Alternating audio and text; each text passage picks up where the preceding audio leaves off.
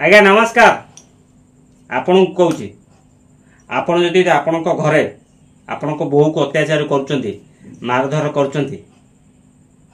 चिंता कर ये बेल सबुदिन रही दिने आपण माने भी बुढ़ा हे बुढ़ा बुढ़ी हे से अवस्था कौन हम चिंता कर तो भाभी नवा दरकार। आपण घर भी गोटे झील अच्छी गोटा दीटा झील अच्छी सी भी विवाह करी को शाशुघर को जीव जदि आपण जमती आपण बोहू उपर अत्याचार करुचंती जदि से लागुटा आपण झील उपर हुए ताल केमती लगे बाधिव ना जदि आपण को बाधुची ताहले से झील को कहीं बाधिवनी। जो माने घर बोहू मान को अत्याचार करचंती से माने रिक्वेस्ट एमती करंतु नहीं।